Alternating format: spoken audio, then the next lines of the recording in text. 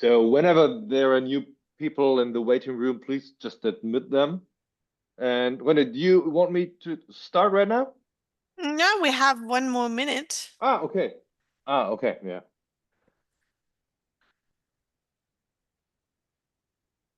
I'm sure there are some more people joining.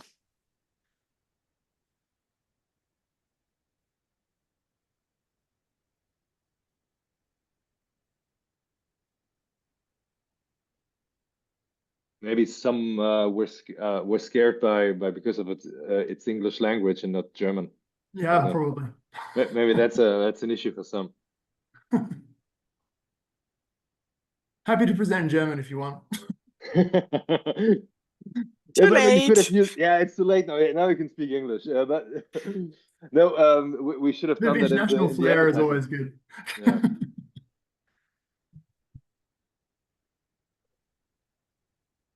Okay. No worries. In the end, we have a nice video that we can use and share it.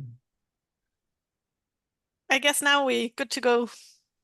We are good to go. Oh, there's one more person I can admit. Okay, wait. Let me open up my file. All right, then let's start.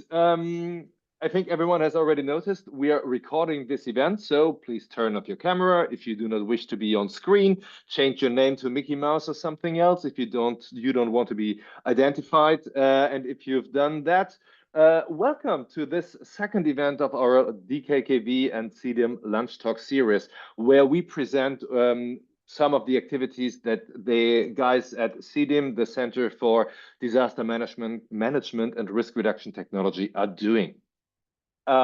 You all know that we are facing enormous challenges like climate change, urbanization, growing dependence on critical infrastructure, and so on. And this all makes our society increasingly vulnerable to external disruptions, such as natural hazards and technical risks. So the overarching questions are, of course, how can we quantify these risks? How can we effectively manage these? How can we strengthen our resilience? And what's an appropriate way to deal with these risks in an emergency? We have this series here on risk, resilience, and response, where we invite experts from CEDIM to present insights into their current research activities, their methods that they are producing, the practical approaches, and all the other activities that they are having in the field of risk analysis, prevention, and adaptation to extreme events. And overall, we have 10 different online sessions. This is now the second one, and they are more or less every 2 weeks on Monday during lunchtime, basically. This is now the second session, and the first one 2 weeks ago. It was with Michael Kunz and Andreas Schäfer. You can watch it on YouTube, and one of the interns is probably posting the link right now for that. The topic of today's session is between the private and public world, post-disaster loss assessments in the government, industry, academia nexus, with James Daniell. And he's a civil engineer, a geophysicist, a geologist specializing in global stochastics and real-time financial, social, and environmental risk modeling. I have to admit, I had to read that out. And yeah, he's working on different global data analytics and exposure data, socioeconomic models at KIT. And he's also working for the World Bank as a lead disaster risk analyst. And he's also one of the founders of Risklayer, who are also based in Karlsruhe, as well as in Adelaide, which is also new to me and is quite intriguing. So we now have almost 1 hour for the presentation as well as a discussion. If you have any questions, just write them into the chat, or even better, just open up your mic after the presentation and ask your question so that we can have a nice discussion later on. And with that, I pass it over to you, James. Floor is yours. Go for it. Thank you very much. I'll just share my screen. Very good. Okay, hopefully you can see my screen okay. I'll just go to presentation mode. Okay. So yeah, no, nice to see you all. I'm calling in from Adelaide in Australia, so a little bit further away than Karlsruhe in Germany. But no, lovely to be speaking. And I thought for the presentation that I'd take you through what we've been doing for the last 15 to 20 years in the field of rapid loss. And it's taken us from the academic sphere right through to industry and through to government and through to working on nearly every disaster that goes on around the world. And I'm going to teach you and show you a few of the different tools that we use as part of this and how it links to last week's presentation as well in terms of the forensic disaster analyses at CEDIM and where it's gone from there and also how it influences what we do. And then maybe also some parts as well that maybe academics can also hopefully do some research on, which are really needed in the industry and government spheres. So there's lots and lots of different disaster types. And at the start, I focused a lot on the geophysical hazards and also in terms of floods. But of course, we see a lot of cyclones, storms and storm surge and drought, of course, playing a major role in disaster losses globally. Bushfire for us in Australia and also in Southern Europe is key. And of course, unfortunately, we see a lot of conflicts. And us as civil engineers, we do a lot on blast loading and a lot on structures. And of course, we can also help out in this sphere as well. And of course, there's also the biological hazards. Here in Adelaide at the moment, we have a huge algal bloom, which is affecting all of our coastline. And yeah, it's one of the worst disasters we've ever seen here. So this is also something for rapid loss estimate engineers. So what is my private and public world? So last week you would have, or 2 weeks ago, you would have seen the forensic disaster analyses. That was what we started off in 2009, and it's really to do with developed countries, Germany, Europe, and a few other countries, and looking at sort of rapid analytics. And this came from the academic sphere, so through KIT, Karlsruhe Institute of Technology, and other universities and collaborations there. Then I also started working with the Weltbank and with quite a few of my colleagues. We support in the crisis response window. So we created a thing called GRADE, which is the Global Post-Disaster Damage Estimation Approach. And it's used now by the Weltbank in most of the big disasters. And it also facilitates work with other institutions, the UN, EC, and the governments themselves. And is very, very useful, of course, for rapid funding after disasters. So that's the intergovernmental sphere. And then we also have the industry sphere. And we started off a company called Risklayer a while ago, but also through CEDIM and through my PhD initially. So from 2009 onwards, we were interacting with industry. In Germany, we have the insurance and the reinsurance spheres, of course, in Switzerland as well, and it's really the center of that across the globe. There's a few other ones as well, but I'd like to think that Southern Germany is sort of the center. And it's really, really important because this funds a lot of the capital movement around the world. And so disasters are central to this being stable. So let me take you through the sphere of rapid disaster loss. So straight after an event occurs, there's lots and lots of different tools and information that comes out. We have institutions that come out with quick disaster analytics. So it may not be losses, but they do give information as to where the disaster is, what the population affected, and how this will then go into funding. We then have loss estimates, which come out from very, very rapid sources. These are often looking at historical events and then modeling what could be the losses associated with it. These are quick and not very detailed, but they give an estimate. We then have companies which start coming out, some of the big risk modeling companies like RMS and Air, or they used to be called RMS and Air, they change names quite often, but and they produce estimates as well, but for the insurance industry often.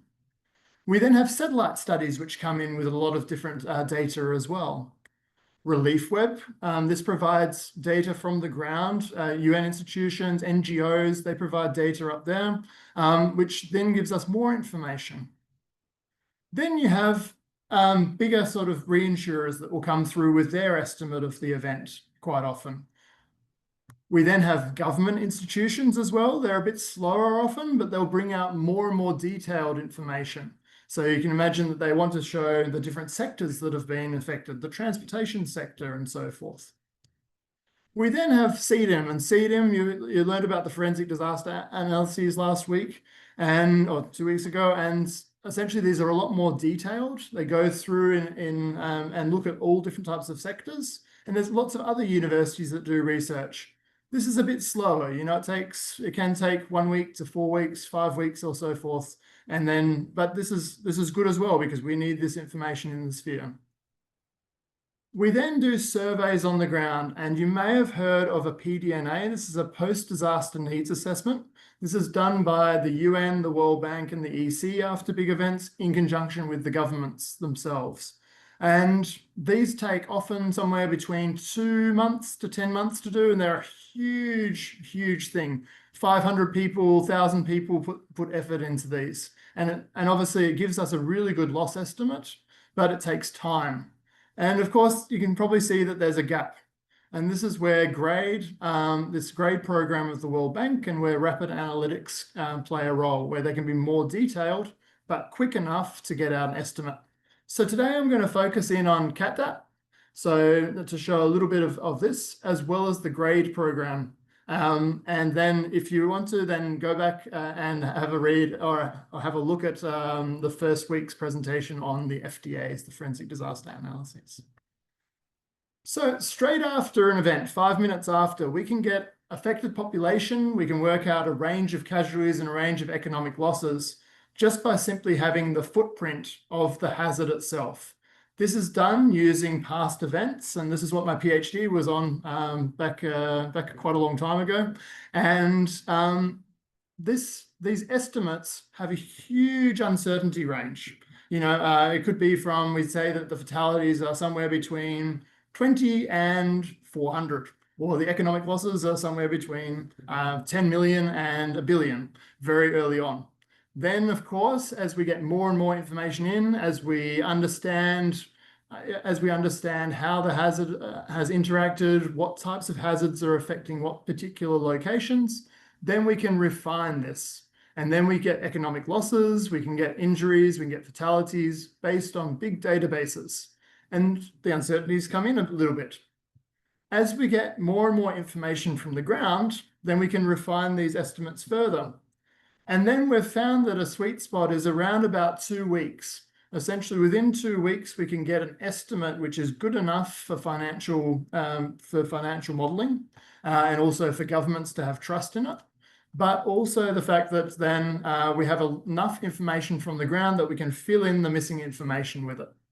So this is sort of the lay of the land in the sort of the 4 weeks after an event.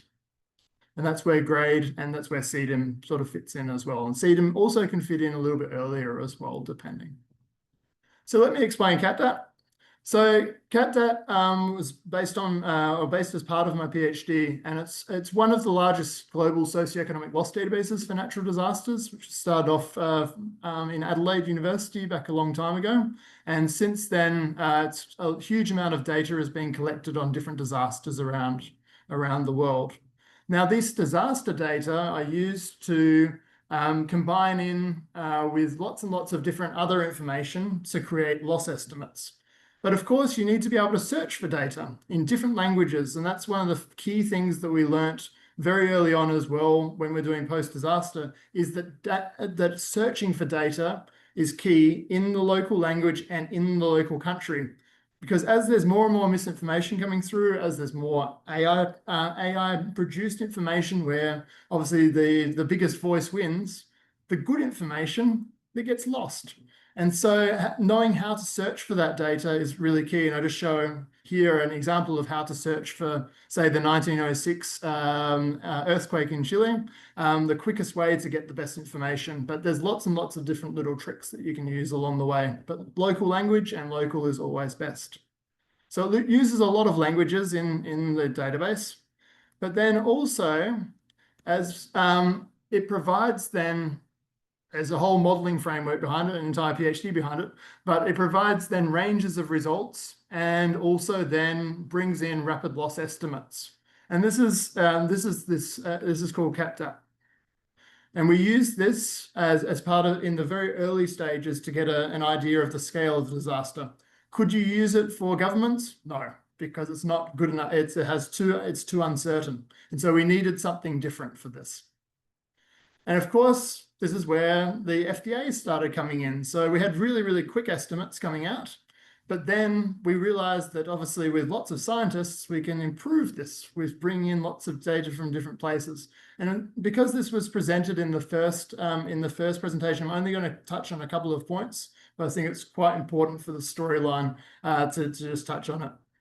So since 2009, you would have seen that many post-event analyses were made. So quite a few earthquakes, but also Typhoon Haiyan in the Philippines, Braunschweig flash floods in Germany, and many other ones since. And which type of sources are used to create this? Well, we do use these rapid loss analytics, but then we use more detailed risk models as part of the FDA team at CEDIM.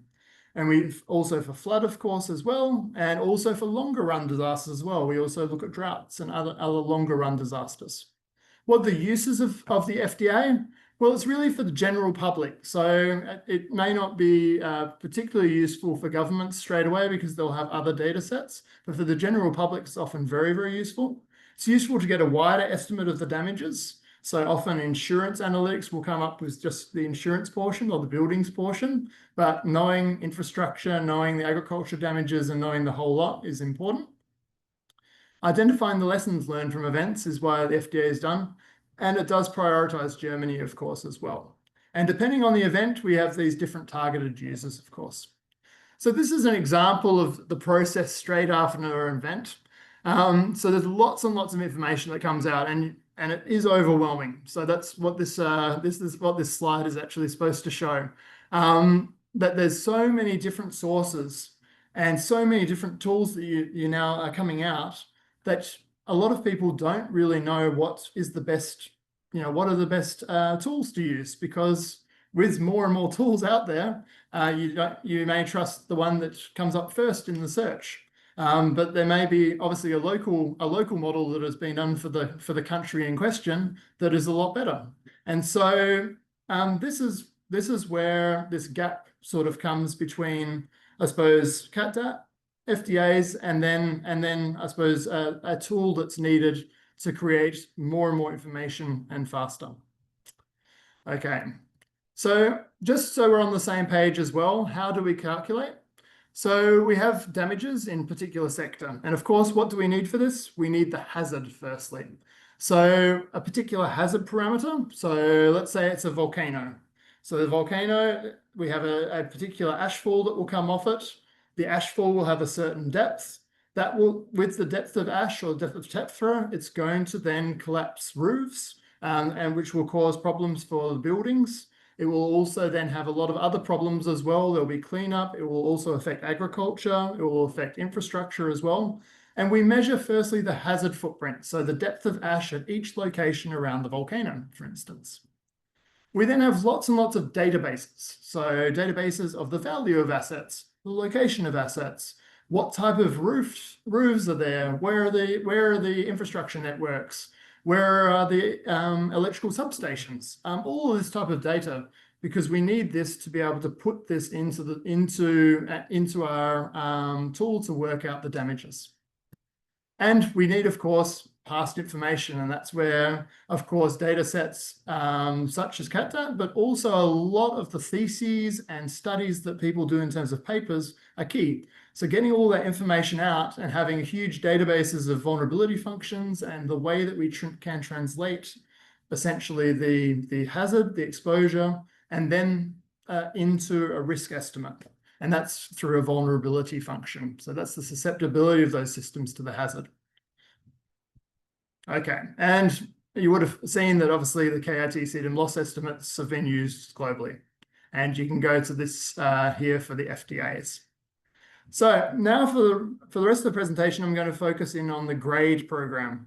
Now, the GRADE This is the Global Rapid Post-Disaster Damage Estimation approach, and it really was based on the two bits of work that you've seen here, the CatDat and FDA, and then some of the other parts of the World Bank where then we realized that we could use certain mechanisms and improve certain mechanisms within the bank. So many urgent questions arise for a government straight after a disaster. Often they've never seen a scale of disaster when it's a really, really big one. So it's out of their sort of framework. So say for the Tongan government, when Hunga Tonga went up, so when we had the eruption, it's something they'd never seen before, and they didn't really know, they wouldn't know how to deal with it, how to assess it, what the costs of the damage are, how do we model a tsunami, and also volcanic ash and many other things at the same time. COVID's going on. We don't know what's going to go on. And so we need tools. We need something to be able to tell us what is the scale of disaster, and quickly, because we need help as well. And so this is where grade fits in. Existing methods such as the PDNAs, they take 2 to 10 months. And often we can't put people on the ground in certain locations very easily. So to do surveys of damage and so forth. And so we need remote and very, very quick estimates. And this is where the GRADE program comes in. Where is GRADE being used around the world? Well, it's been used in many, many different places. So over 54 countries and for many, many different disaster types. This was as of the end of 2024. It's now been about 75 grades. Each one takes about 2 weeks, and we work somewhere between 16 to 20 hours a day. So for 2 weeks solid to get out these estimates. And so, it's been quite a lot of my time, but also the team's time over the last 10 years doing these. You can notice that from 2020 onwards, we've done a lot more per year. And that's not just because we like staying up longer late at night, but it's actually because COVID. So COVID hit, and it meant the governments couldn't put as many people on the ground. We couldn't bring in international teams quite often to countries. And so there was the need to be able to do these remote disaster damage estimation approach. And this is where sort of the big sort of ramp up has been around the world. What does an event report look like? Well, a little bit like the forensic disaster analyses. So essentially, we have a report that comes out after these events. Often it's not public, so often it will just be for the countries themselves. But sometimes it will be also brought out to the public. So it's about a half-half. And often it will have the spatial layers, so it'll be by province or by district, and it will have the residential, the non-residential, the infrastructure, and the agricultural damage, and then the economic estimates associated with it, as well as lots of other analytics as well. But that sort of is the headline numbers, because once you have these numbers, then you can start planning, you can start working out ways to distribute it around different places, and what can be done. And so these are sort of the key sort of headlines of a GRADE report. How fast is it? Well, we can only compare it to about 17 different PDNAs that have been done, because in not every grade there's been a PDNA done. But for the 17 events that we could actually compare the two, we found that we were reasonably quick, quite a lot faster, of course, than the PDNAs, and that's not a surprise because smaller team, and of course we're obviously not going there. We only focus on the damages as well, so we only focus on the capital damages, because for losses, so that if you think about the flow-on effects and things like this, it's very, very difficult to calculate that in advance. And so that's one thing that the PDNA does, which the GRADE does not do. So that's an important distinction to have, that we focus just on the damages. But yes, there's quite a lot of difference in terms of timeliness. But the great thing is that when we compare the economic estimate at the end, so obviously once you've done the detailed survey from the ground, you get certain values coming out. And we have, of course, the GRADE results after, a week and a half or 2 weeks. And we see that we hit the mark nearly all the time, which is pretty good, to within 10%. So you can see, say, the Pakistan floods, we were very, very close in terms of the economic estimates for the damages and right along the way. And so we've produced a report that has sort of gone through and the lessons learned over the last decade. And that should be coming out, or it's already come out publicly. So I'll provide the link as well to DKKV, and then we can put it in as well. But yes, so this is sort of the estimates. So now I'm going to take you through the process we do, because I think hopefully you could then apply this to whatever you do as well. There's lots of sort of tools that we use, which I'm sure they're useful for many research projects as well as other work. First thing is, again, that local information. And so getting a huge repository of social media sites around the world for each of the national emergency management agencies, for the provincial disaster emergent agencies, for little agencies that are sort of, which do a really, really good work. Often it's also agencies that you wouldn't really think of. In some countries, the church brings out a lot more data than the emergency management agencies. So they'll be providing reports of the amount of houses damaged in each village and things like this. And so getting this information quicker and faster helps us improve our model, because if we can see in a certain location, oh, it's acting a little bit differently, we can then refine the model quicker to fill in the places which we don't know yet. And so getting as much information as quick as possible is important. We also then go to a lot of sort of the global and regional data sets as well, from obviously big data concerns as well, Facebook, Google, and so forth, and try to bring this data in as well. It's always a matter of checking this data to see which parts are useful, which parts can we trust, and going from there. I've provided a few of them here. I'm not going to go through them all, but if there's any acronyms that you don't know, of course, just type it into Google, and then I'm sure it will spit out the website. But across the bottom here, I've got sort of the key people, or the key skill sets that we need within the team to be able to do these types of analyses. And so we need risk modelers and GIS integration. We need people who can do hazard analytics of all different types of hazards, because when you have a tropical cyclone, it's not only the wind that affects it, it's the flooding, it's the rain intrusion, it's landslides, and some other aspects as well. So it's really 4 hazards, 5 hazards in one quite often. And so it's not as simple as just having a wind model, but if you can understand all different hazards, then it's very, very useful. Damage data analytics, exposure analytics. So this is more sort of the engineers as well as economists. So really, really useful in our field. Vulnerability analytics, that's really your engineers again. But then calibration and checking, as well as this collecting of data. This can be anybody, just people who can actually question information and work out where the best information is from, and putting it all together. And so those just general data scientists, or even just general interested people, are often the best ones to bring into the team, we've found, to be able to put this all together. So I went through at the start hazard, exposure, and vulnerability. And that's exactly what we do in the grade as well. We put in our footprints. We then refine these over the 2 weeks. We create an exposure model. So we try to work out all of the infrastructure that's sitting there. What are the crops that are there? How have they been affected? All the different building typologies. And we put this together. Then the vulnerability modeling. So this is where we get the information from, these damage reports, but also from our past analytics, to then say, okay, oh, well, this type of building in this disaster is on average affected 30 to 37% damage ratio, essentially. And then this other building typology, oh, it's responded a lot better. And so, it's only got an average of 3% damage to that particular building type. And so we put this all together into then a damage estimation. So what does this need? It needs scientific event data, it needs vulnerability data, it needs remote sensing data, historical damage data, built asset data, census information, and reported damage data. And that reported damage data is key. So now I'm going to go into each of these very quickly. So firstly, we need to get the scale of the disaster.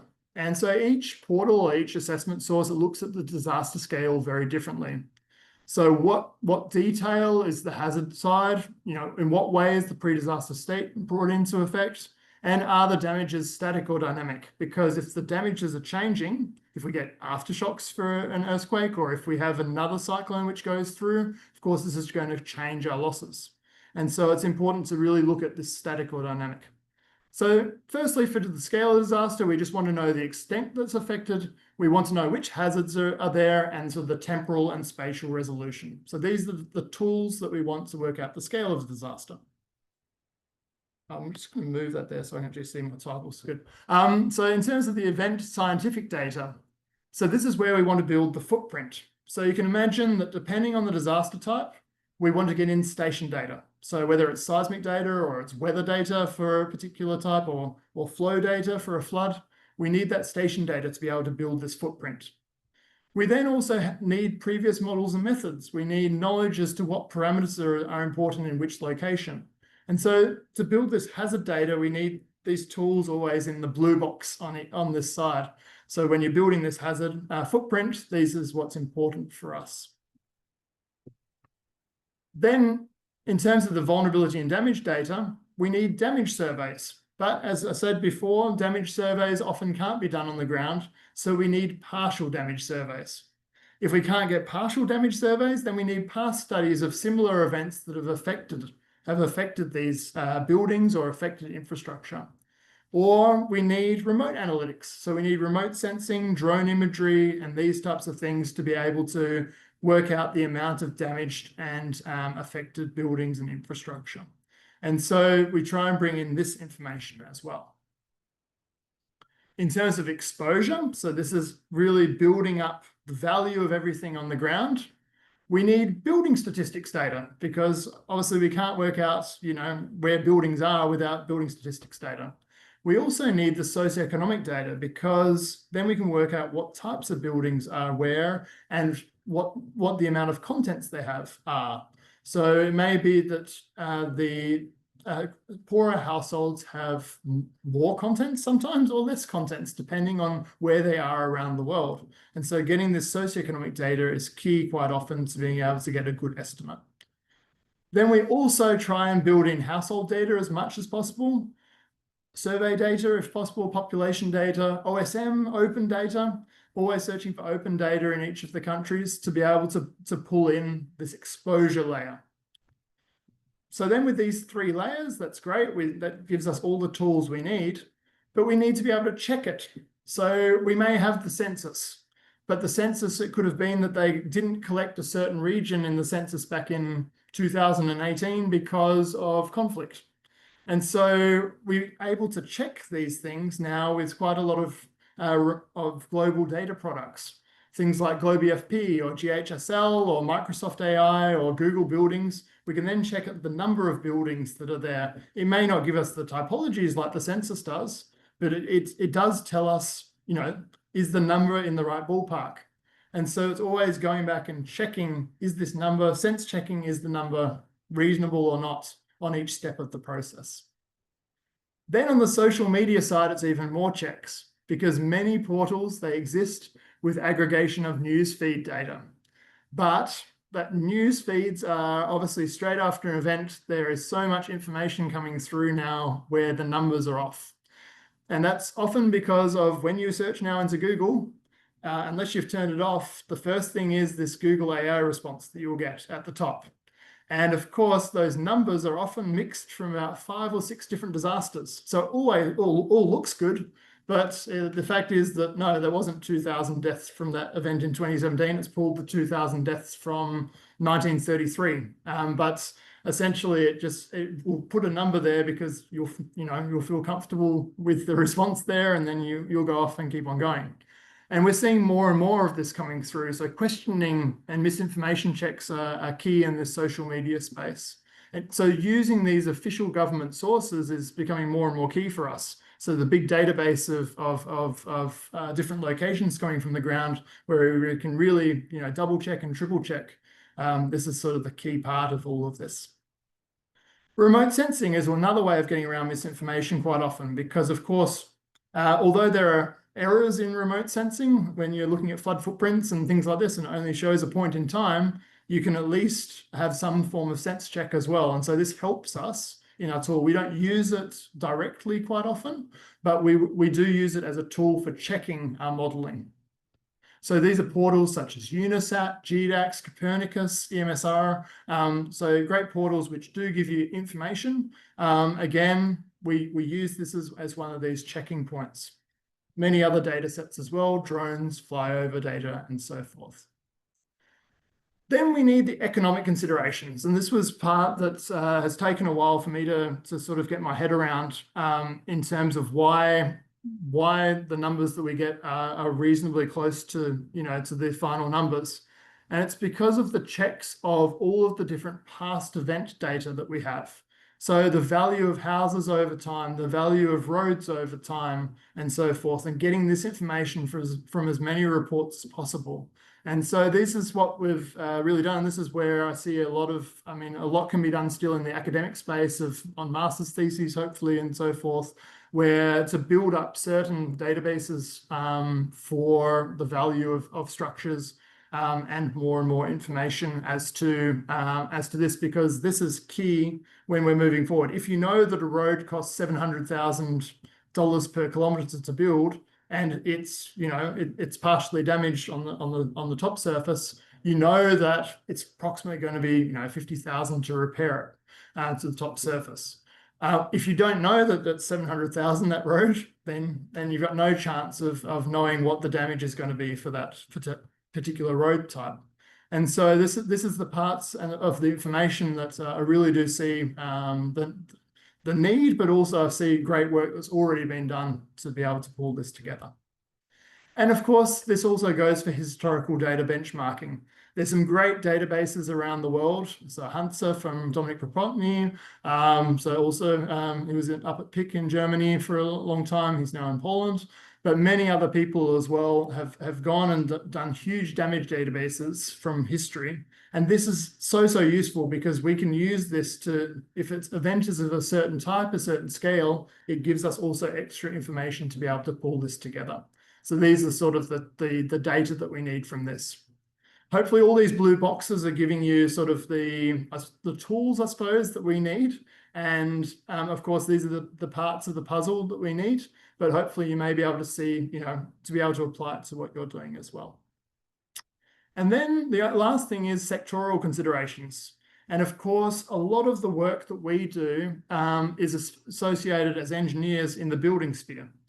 But we often forget that in the damages after events, most of it is not in buildings. So maybe 30%, 40% is, but infrastructure, agriculture, and other sectors, they play a huge part of the total damage, and then even more of the losses.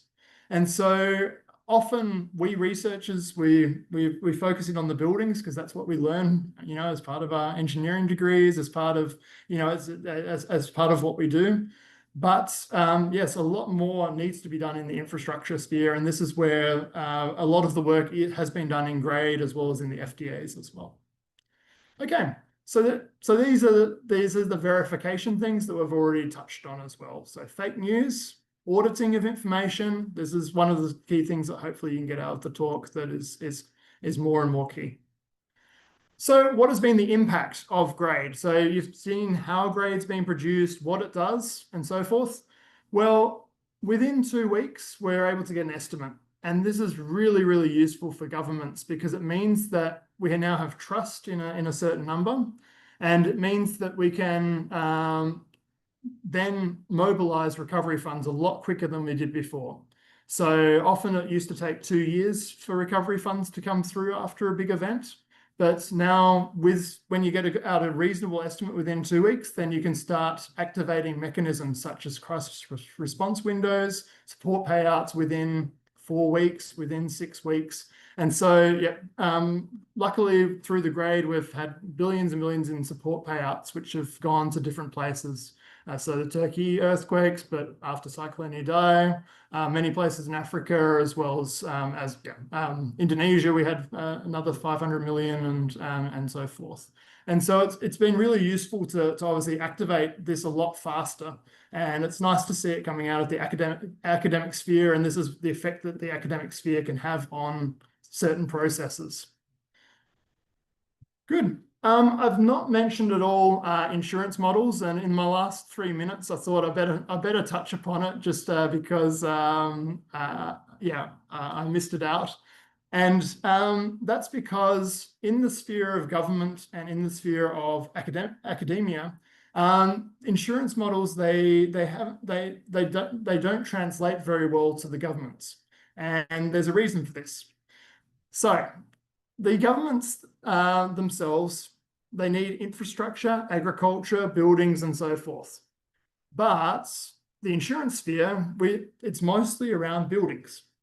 And buildings in developed countries, not developing countries. So the insurance takeout is very, very low in developing countries. So often it's 1%, 2%, it could be even lower. And so insurance companies, they only see 1 to 2% of the value. So they only see 1 to 2% of the damages. And then often they'll scale up that 1 to 2% to a particular number to give a damage estimate. So, and unfortunately, it doesn't work so well in the developing country space. In the developed country space, so in Western Europe or in US, it works very well, because if they know what 80% of the damages are to the buildings, then they can work out the last 20% pretty easily. But this is where in producing this presentation, I then sort of saw that this is why why it doesn't translate as much into the sphere of governments. But what it is very, very useful for is, of course, our insurance mechanisms in Western Europe, in US, and so forth. So this is also where a lot of work hasn't been done yet in the academic space, but hopefully there will be in the future, is bringing forward the missing portion and linking back into the insurance data, because this insurance data is still key in these countries, and this is something that CEDIM has done a little bit of work in. Okay, so there's many different initiatives and they serve different purposes. CEDIM, FDA, and CatDat, they're in near real time, and they really influence more the general public, but it's directly influenced the World Bank, governments, and insurance sector. The grade has caused faster government relief payouts, and it's really in the last 10 years and through rapid estimates refined over 2 weeks. So what I'm trying to get out here is that with quicker and quicker estimates, we can also produce better and better results to improve payouts to a government. And through this, this helps us, of course, to build back faster and build back better. And this is the way that academia and research can hopefully support, intergovernmental space, is by better and better sort of looking at different pieces of the puzzle to be able to support then this study.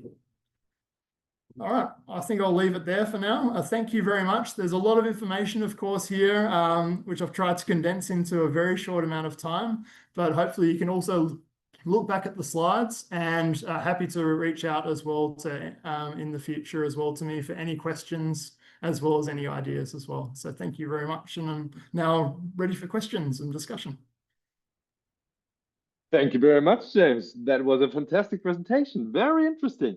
And I was not aware that you're currently located in Adelaide, which makes it technically a dinner talk for you.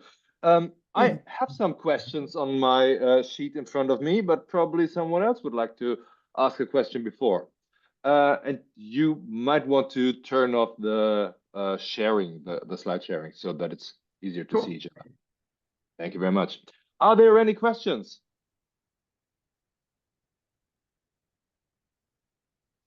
Great, so I can use mine. I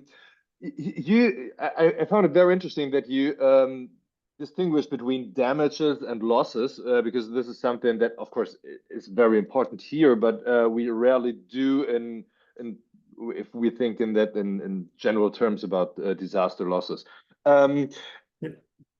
How do you deal with indirect losses? You cannot really include them at all, I guess. So if you're talking about wildfire, for example, the health hazards that are linked to that, and people dying earlier because of the exposure to smoke, or when you talked about volcanic ashes, all the millions of people that were not able to take a flight, the tourism losses in Iceland after Eyjafjallajökull, and I don't. How can you include all these indirect losses, or is there any way to estimate them, or do you expect to be able to do that at some point? It would be wonderful if we could. Of course, that would help us a lot to get that number out a lot earlier. The problem is we haven't seen an ability to do it yet. So of course, we focus in on the damages because it's possible within that 2-week period. Often you'll need very, very big input-output estimates. You'll need to work out what's happening, in terms of the wildfires, when you see, where you see a certain reduction in tourism in a certain location, you'll then need to work out, what effect is that having on the rest of the economy. This is very, very complex. And so there are mechanisms. So we do have it within the World Bank. We also have models to do this, but it can't be done within that 2-week period with any great certainty. And that certainty is key to obviously have those rapid payouts to governments, because without that certainty in a number, then obviously we can't say, okay, we'll apportion $1 billion there or 50 million there, because it could be a lot more or it could be a lot less, and in the worst case. This is somewhere where there's a lot of research being done. So there's various EU projects which focus in on this. And as I said, there's also the Unbreakable model. There's various macroeconomic models that are done. University of Kyoto is one place which is world renowned for this type of indirect loss modeling, as well as often then you'll have particular studies done after an event by Deloitte or by some big reinsurers occasionally, which will take many, many weeks or many months. But then you get these indirect loss estimates. And so, yeah, this is something which we don't deal with within our rapid loss sphere, but it's something I think for the academic sphere, for the financial spheres. Yeah. Yeah, it would be great to have that kind of information in order to really estimate what were the losses of the wildfires in Europe this summer. Raimund, you raised your hand first. Yeah, James, that was very interesting. I would have a very general question and a very specific one. Let me start with a very general one. How does your work relate to the initiative of Foreign by IRDR? So the Burton Initiative. And how important would you see to have a joint platform for that purpose? The very specific one is I'm involved in the near future in flood waste. So anything you should give me on data on waste management, so a very specific sectorial database will be very helpful for my purpose. Thank you. No worries. Thank you. So for the first questions, IRDR and Foreign. So yes, of course, there's a lot of similarities between the CEDIM forensic disaster analyses, of course, and this, as well as I think more on the post-disaster needs assessment side and Foreign. It's a bit longer process, of course, but IRDR standards for data, for naming and so forth. I think, yeah, of course, there should be a lot more discussions that are done within this community than there are. There are platforms like Understanding Risk by the World Bank, and a few other ones as well, but it's few and far between. It doesn't really they're too big quite often. I think we need a more detailed and a smaller sort of grouping to be able to get to something which is a lot more meaningful. On the second point, so in terms of sorry, I've forgotten just on the second point, waste management. So on the waste management side, yeah, exactly. So on the waste management side, this is where the post-disaster needs assessments, as well as the sectoral assessments that have been done in the past, are key. And this is where some of my colleagues are on the call. I saw, so Johannes, Annika, and a few others. We've gone in and tried to collect sectoral data from these post-disaster needs assessments. And so often you can pull out the losses associated with this. And so, yes, we do have some databases associated with this. And so, yeah, happy to send through the ones on waste management and sanitation, which is one of the key ones in the PDNAs as well, sectoral assessments. So, you know, it will just be portions of certain things with, you know, it cost this amount for, you know, for water and sanitation, and for waste management, it was this much, and these were the problems with the waste treatment plants and so forth. But yeah, so there is some information there, which is good, but yeah, it's for just to add one comment, because I looked into this multicolored manual of the Flood Risk Research Hazard Research Center in Middlesex. They only look into cleanup cost, which is a narrow part of it. Yeah, so I just see. I like to follow up on that with you, James. Thank you. Sounds good. Yeah, I think the PDNA methodology does a lot more than just the I will. manual. Yeah, I understood that it's helpful. Yeah. Great. That's already a new connection being formed here. Fantastic. Michael Kunz, you have the next question. Yeah. Oh, that's the wrong camera. Anyway, I can use this here. Hi, James. Good to see you again. Hi. Are you storm chasing?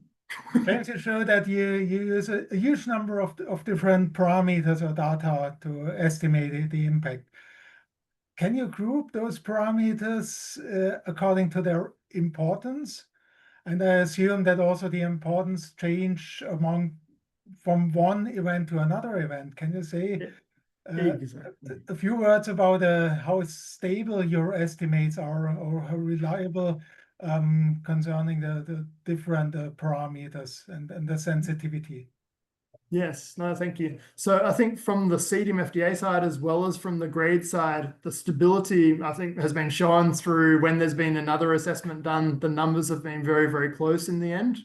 So I think the stability is there, but you touched on a really, really key point, is that the parameters change every single time for every single event, because every single event is heterogeneous. So, you know, an event which occurs, a tropical cyclone which goes through in the same location, you know, 2 years later, and exactly the same location, it's never the same event. There's always different aspects of exposure, vulnerability of the location, the wind pattern, the amount of flooding when the rainfall occurs, and so forth. And so that's why, I suppose in the presentation, you saw all the blue boxes, and that's why each of those questions you go through each time, and it means that ranking of parameters changes. So some of those are more important in one event, and then the next event, not important at all to search a certain part, because, you know, it doesn't have any information or it's not relevant in this event.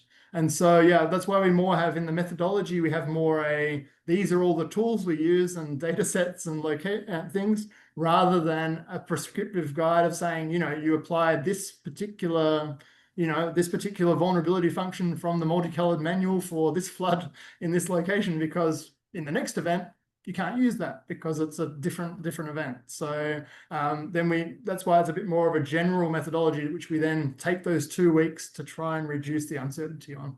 And I mean, in the FDAs, it's the same thing for the CEDIM. We take sometimes 4 weeks, 4 months, and lots of different reports to refine estimates to really do a better job in understanding different parts of the event. And yeah, so I think that's really, really key, is that there is no set parameter, you know, this is the most important, this is the least important. It's all important until you strike out a few. Yep. Okay, thanks. All right, Iria from UNDRR, you have the next question.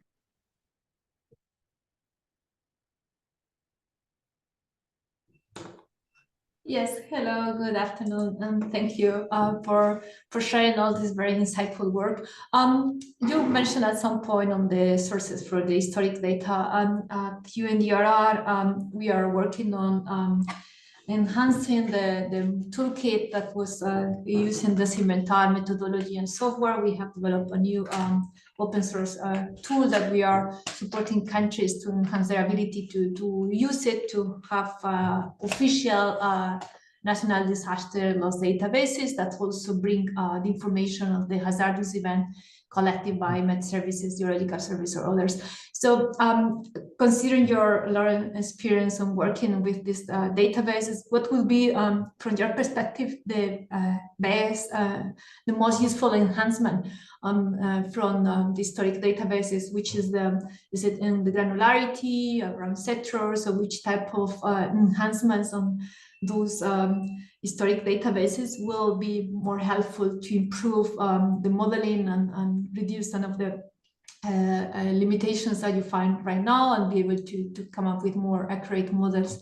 Will be very helpful to hear from you on this perspective. Maybe sharing two things, as someone mentioned on the concepts of losses and damage.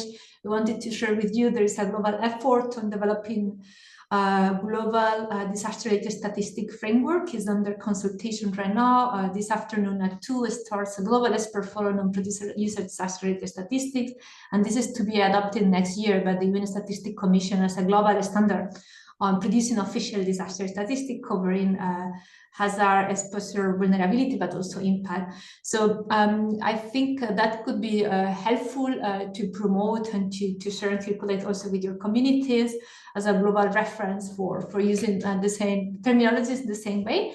And similarly, there is an effort with the International Science Council that was presented in this year in May, the global platform coming up with hazard information profiles and a revised hazard classification that we'll be happy to share in the chat with everyone. Thank you. Thank you, Iria. Yeah, the HIPs are really, really useful. Of course, very, very detailed in terms of prescriptive, in terms of the different types of hazards which are in there. The Decimentar, of course, it's great that UNDR is supporting this and obviously improving Decimentar. There are a few key things that when we use Decimentar data in the rapid loss space, historically it's been quite partial. So for a particular event, it may pick up, certain data cards have certain, data in there, but when you add it all up, it's not the full picture. That's where often I like sort of the data that comes out from reinsurers and insurers better in certain settings for certain countries where they have data, because then the completeness, at least you can see that, okay, for that particular portion, and they know for that particular insurance, takeout, then, it's that part of the puzzle. Whereas unfortunately for Decimentar, it was very, very difficult to know, is it 20% of the puzzle or is it 80% of the puzzle because of that partial data sets. In terms of data standards and in terms of how we use words and things like this, I think that's always useful to have standards. Within the Myriad project, it's an EU project, we've been working as well on trying to come up with definitions. Each sector, so the financial sector, the agriculture sector, because of history, they use words differently. And so often it's very, very important to also take that into account. The word scenario means something very, very different for a catastrophe risk modeler from a climate modeler. And these types of things. And so bringing in the different sectors is something that maybe down the track can be also done as part of this process, so that then we understand each other a little bit better, because working across so many different fields in the financial districts and financial field to then the government space and then to the academic space, there's often differences, a lot of differences in the wording. And although there's a standard there, it's often important to bring this all in. But it's wonderful. So great work. And yeah, and obviously we can chat more, of course. Yeah. All right. I don't see any additional raised hands, and it's also 3 minutes to the deadline or the next There is meeting for me. one more question in the chat. Oh, there is one. Where is it? You can read it yourself. Thanks, James. It was a great overview, very informative. Okay, so Milad asked, is it feasible to at some point add long-term systemic risk or potential for its occurrence with kind of net present value to the observed damages and losses? Yes, yeah, I'm sure that it is feasible at some point in the future. You need a lot of information for it, of course, to be able to bring in these long-term systemic risks.